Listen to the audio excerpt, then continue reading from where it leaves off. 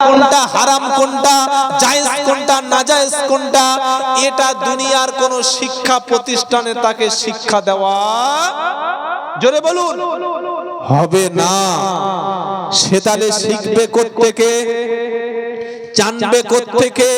ওই জানানোর জন্য যে ইমাম সাহেব রেখেছেন প্রত্যেক দিন ফজরের পরে 1 ঘন্টা, আসরের পরে 1 ঘন্টা, মাগরিবের পরে 1 ঘন্টা, ইশার পরে 1 ঘন্টা, এই 4টে টাইম আপনার মসজিদে যেন কোরআনের মক্তব পাঠশালা চালু থাকে।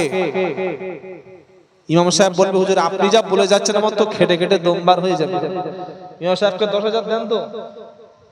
কত মাইনে দেয় ইমাম সাহেবের? কত মাইনে হুজুর? কত? 4.5 6। আর ইমাম ভাতাটা? হ্যাঁ, ওটা ধরে 6.5। ইস, আল্লাহু আকবার। সামনে মাস থেকে 8,000 করে দেবেন। কই মসজিদে সেক্রেটারি করা আছে? সেক্রেটারি সাহেব কে আছে?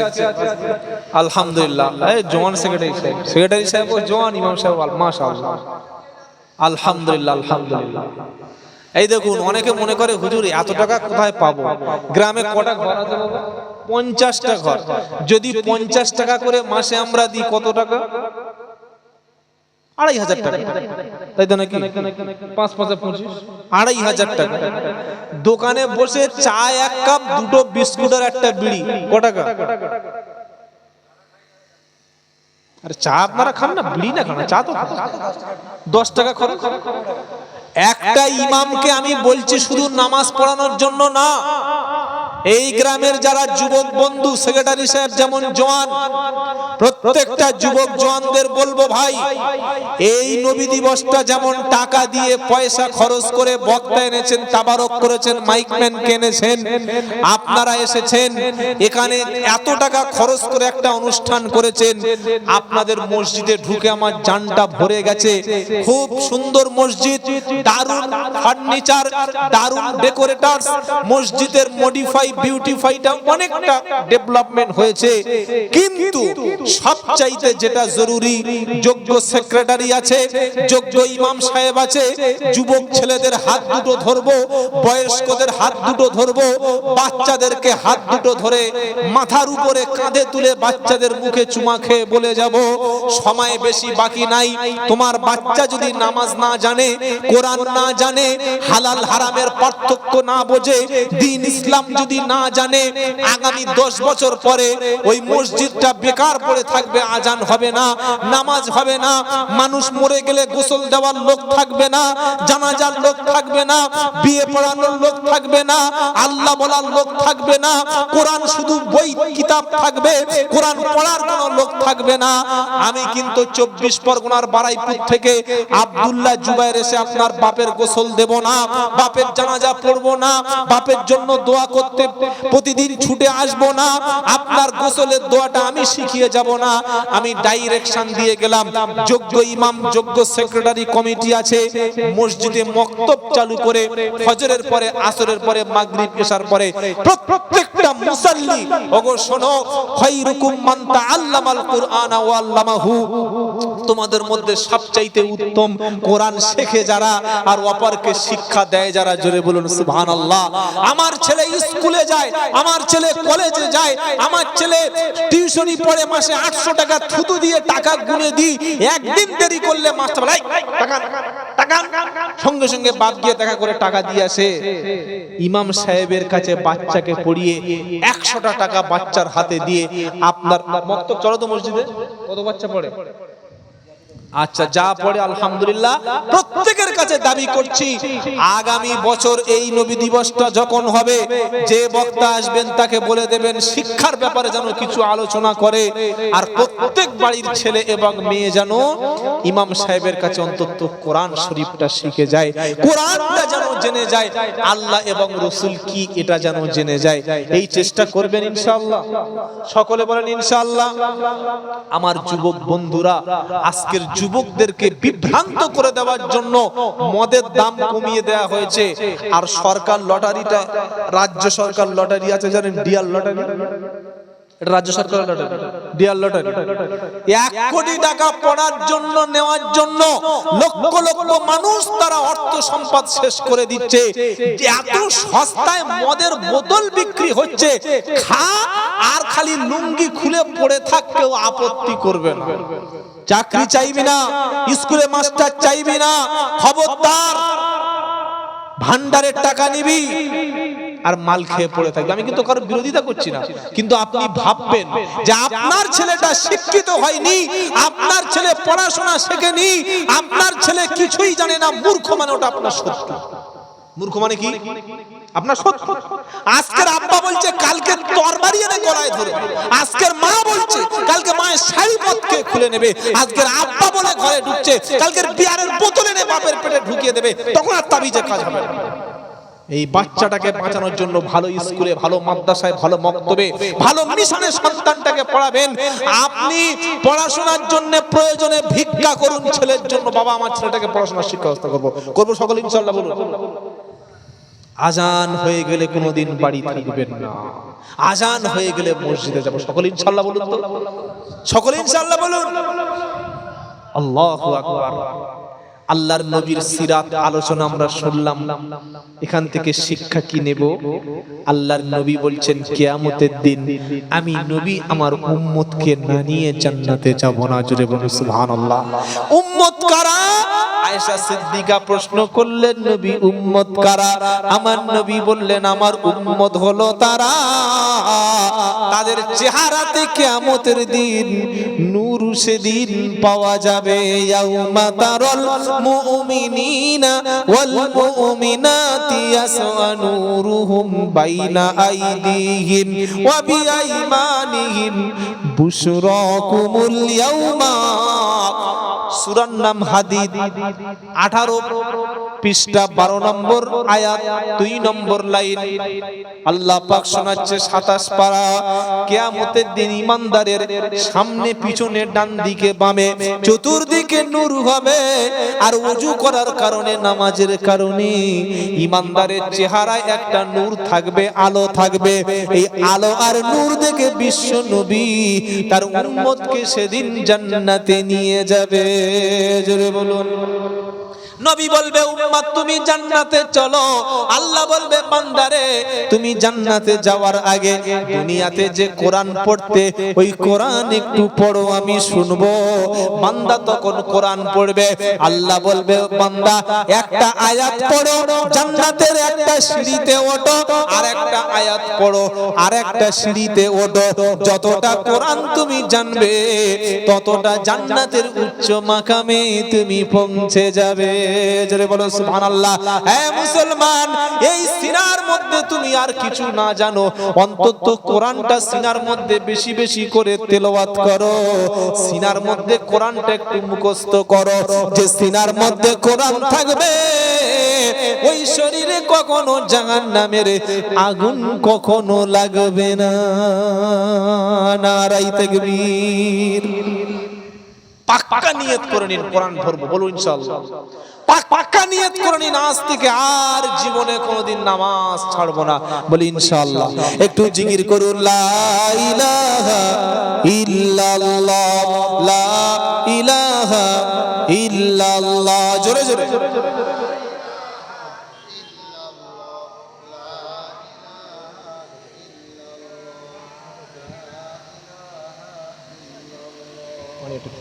লা ইলাহা ইল্লাল্লাহ মুহাম্মাদুর।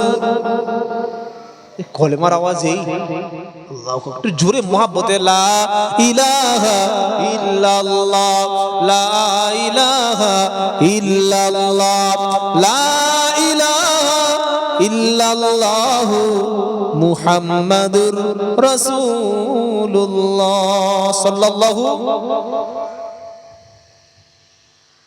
আলহামদুলিল্লাহ।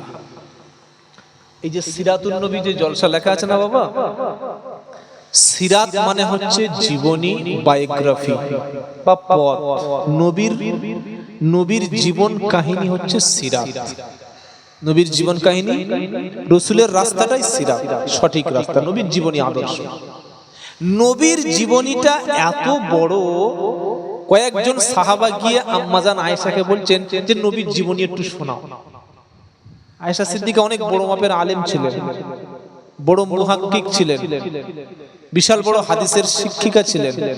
তিনি বলেন, ও সাহাবারা, তোমরা কোরআন শরীফ পড়োনি? বললে হ্যাঁ।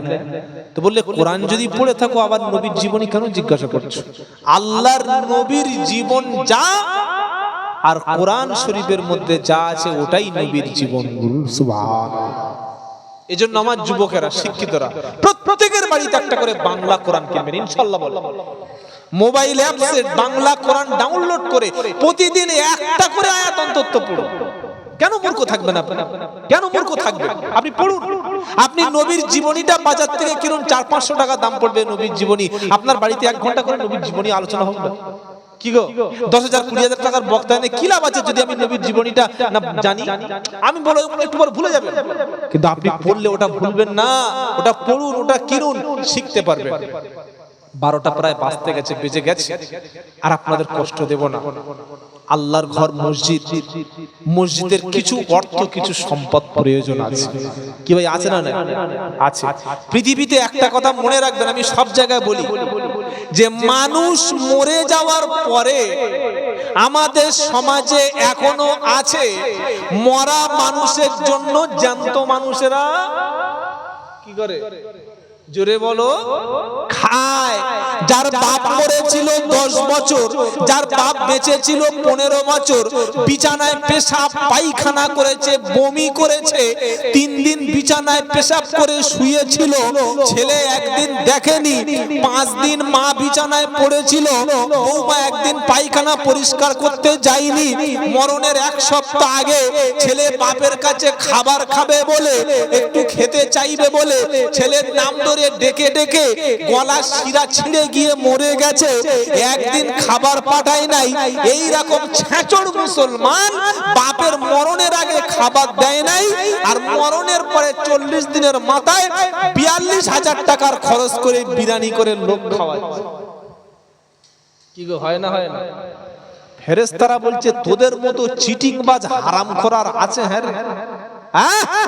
জ্যান্ত অসুস্থ বাপটার খাওয়াতে পারলি না, আর মরা বাপের নাম করে জ্যান্ত লোক তোরা খাচ্ছিস।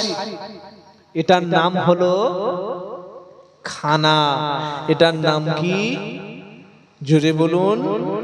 ভেবে দেখো, যারা শিক্ষিত ছেলে তাদের বলছি, খাওয়ার দরকার জ্যান্ত মানুষের না মরা মানুষের? তোমার বাপ যখন বেঁচে ছিল, ভালো খাবারটা, ভালো মিষ্টিটা, ভালো আপেলটা বাজার থেকে কিনে কেটে অসুস্থ বাপকে হাতের উপরে বসিয়ে পেশাব পায়খানাটা পরিষ্কার করে 2টো রসগোল্লা, একটা আপেল, একটু লেবু কেটে বাপ আর মায়ের মুখে তুলে দিলে আজকের মরা লোকের নাম করে তোমাকে ভোজন করতে হতো না।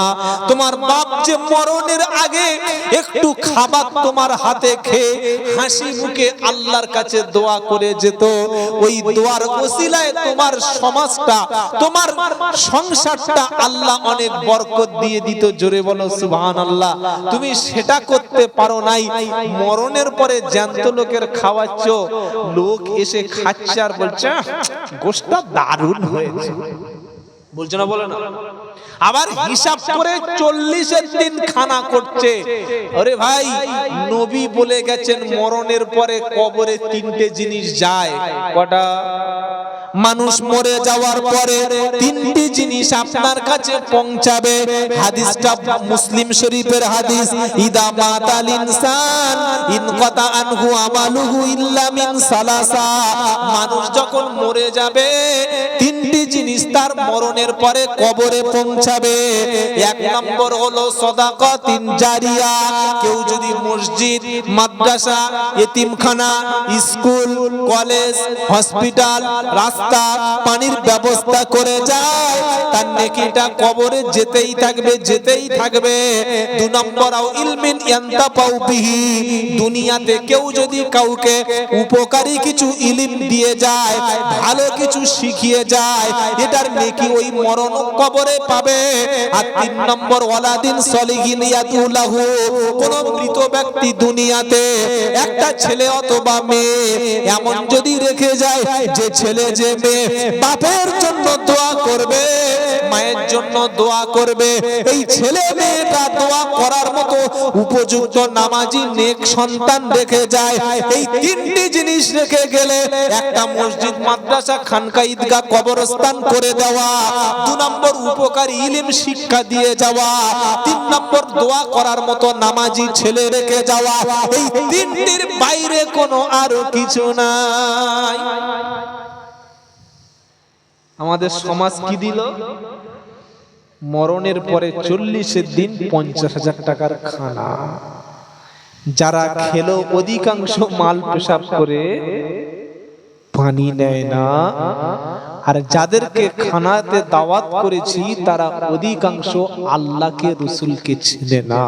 যদি খাওয়াতে হয় দরিদ্র, মিসকিন, অসুস্থ, দুস্থ, একদম খেতে পাচ্ছে না, তাদেরকে খাওয়াও অসুবিধা নাই, ইতিমদের খাওয়াও অসুবিধা নাই, বোনদেরকে অনেকদিন পরে দাওয়াত করে খাওয়াও অসুবিধা নাই। প্রতিবেশী একজন মানুষ কাঁদছে, খাওয়ার পাচ্ছে না, হিন্দু হলেও তার হাতে 2000 টাকা দাও, বাপ কবরে নেকি পাবে, অসুবিধা নাই। কিন্তু মরণের পরে লোক দেখানোর জন্য ভোজন অনুষ্ঠান, এটা ইসলামে ছিল না এবং ইসলামে নাই। আমরা মরা লোকের উদ্দেশ্য করে খাওয়ার একটা রাস্তা বার করেছি ভাই। জন্ম হলে খাওয়া, মরলে খাওয়া, মুচনমানি খাওয়া, বিয়ে বাড়ি খাওয়া, ঘর বাঁধার সময় খাওয়া, ঘর পড়ে গেলে খাওয়া, অসুস্থ হলে খাওয়া, এমনকি একটা লোক মরণের সময় জীবন টাউটা করছে, সেখানে গিয়ে খাচ্ছে। মরা বাড়িতে গরু জবাই করেছে, এটা মরা বাড়ি না, এটা বিয়ে বাড়ি রে। মরা বাড়ি, মরা বাড়ি মাংস ঢুকলো করতে। আস্তাগফিরুল্লাহ। আমরা মরণের পরে দান করি, এই ছেলে খানা করে দিবি, এই মেয়ে না, আমি কি করলাম সেই হিসাবটা করো। আমার মনে পড়ে ছেলে আমার জন্য করবে, কি গ্যারান্টি আছে? কি গ্যারান্টি আছে ভাই? তাই মরণের আগে অন্তত মসজিদ নির্মাণ করে যাব, মাদ্রাসা নির্মাণ করে যাব। মসজিদ না করতে পারি, অন্তত একটা ইট মসজিদে দিয়ে যাব, একটা ইটের দাম মসজিদে দিয়ে যাব। ওই মসজিদ যতদিন থাকবে নামাজ পড়বে, কোরআন পড়বে, জিকির হবে, আল্লাহওয়ালা ব্যক্তিরা বসবে, জাকারিন বান্দারা আসবে, দাওয়াত ও তাবলীগের সাথীরা মেহনত করবে, আল্লাহর ওলামারা ওখানে আসবে। কিয়ামত পর্যন্ত শেষ আমি কবরের মসজিদের দিকে পৌঁছাবো, সওয়াব পাবো। জোরে হবে না সুবহানাল্লাহ? নারে তাকবীর। 5টা মিনিট সময় চাইব। যাদের দিল আছে, দিল, টাকা থাকলে অনেকের টাকা বার হয় না, কি গো হয়? গরিব মানুষের দিল আলাদা, দাতা ব্যক্তির দিল আলাদা। 5টা মিনিট সময় চাইব, বেশি টাকা করি চাইবো না ভাই। যাদের আল্লাহ দিল দিয়েছে, ঈমান দিয়েছে, বড় দিলের মানুষ, বড় মনের মানুষ, মসজিদের জন্য কিছু সহযোগিতা লাগবে, বেশি টাকা পয়সা চাইবো না বাবা। এখন অর্থনীতি খুবই খারাপ, ভারতের অর্থনীতি খারাপ, বিশ্বের অর্থনীতিও খারাপ, আর হাওড়ার সব মানুষের হাতেও সেরকম আগের মতো কাজ নাই। আল্লাহ রসুলকে ভালোবাসেন, বিশ্ব নবীকে ভালোবাসেন, মসজিদকে ভালোবাসেন, কোরআনকে ভালোবাসেন। কিয়ামতের দিন এবং কবরে শুয়ে শুয়ে সদকায়ে জারিয়া, মসজিদের নেকি, যেটা আমি বলে দিয়েছি, মসজিদের নেকি কবরে শুয়ে শুয়ে কিয়ামত পর্যন্ত আমি পেতে চাই। এরকম দিল, অন্তর, ঈমান আছে, দিলটা আছে। একটা করে 1000 টাকা চাইবো, 10,000 20,000 টাকা না, একটা করে 1000 টাকা চাইবো। ওরকম দেওয়ার মতো দিল, মন, মানসিকতা আছে। 5টা মিনিটের মধ্যে যাদের দিলটা চায় যে আমি এখনই যদি শেষ হয়ে যাই, আমার নিঃশ্বাসটা শেষ হয়ে যায়, আমার মোবাইলটা ছেলেরা নিয়ে নেবে, আমার ঘর থেকে আগে দ্রুত বার করবে, কালকের আমার কবরস্থানে ঠাঁই হবে, আমার পোশাকটা সাথে যাবে না, আমার দামি গাড়িটার সাথে যাবে না, আমার বিবিটা কেঁদে কেঁদে গেলে কয়েকদিন পর থেমে যাবে। আমি কি নিলাম, আমি কি নিয়ে গেলাম, আমার জন্য আগে আমি কি পাঠিয়ে দিলাম। এই দিলের মানুষগুলি খালি হাতটা তুলে বলবেন একটি করে 1000 টাকা আল্লাহর ঘরে দেব। নারায়ে তাকবীর, মাশাআল্লাহ। বাসির